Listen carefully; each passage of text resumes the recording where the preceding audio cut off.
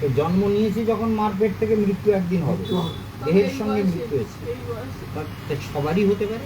আমি যে শোনো, আমি তো 3 বছরেই মরে যাচ্ছিলাম, টুডে টুডে আমার এখানে দেখবা সব পচে আছে, পচে গেছে, লোকে পাশে আসতে পারতো না দুর্গন্ধে। 3 বছর বয়সে কলা পাতার উপরে নারকেল তেল লাগিয়ে আমাকে শুয়ে রাখতো। সেই ছেলে সারা দুনিয়া তোলপাড় করছে, সারা ভারতবর্ষ।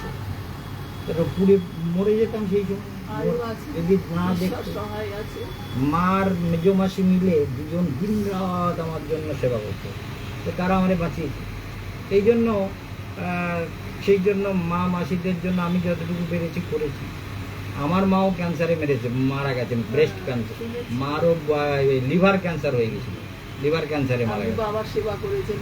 মারও সেবা করেছি, বাবার সেবা 17 বছর বাবা আমার কাছেই ছিল।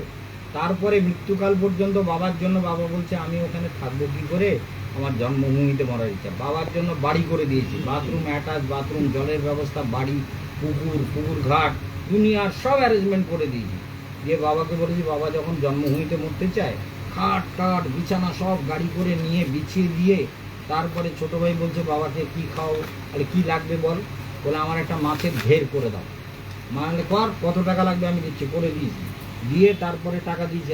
আমার বাবার যদি কোনো কষ্ট হয়, তোর বউকে আর তোরে আমি মানে জবাই করবো কালীমার কাছে, মনে থাকে। বাবার কষ্ট যেন দিবি না, আমি কোনোদিন কষ্ট দিইনি। সেই জন্য আমি যা লাগবে আমি দেবো, কিন্তু বাবাকে কষ্ট দেওয়া যাবে। যদি বলতো তো মহারাজের কাছে যাচ্ছি, বাবা তুমি কিছু বলবে, বাবা বলতো গুরুদেব, বলে গুরুদেবের কাছে আবার বলবি কি, গুরুদেব সব জানে, আমার খবর সব জানে, গুরুদেবকে কিছু বলতে হবে না। বাবা আমাকে গুরুদেব বলতো না, বুঝতে পেরেছো?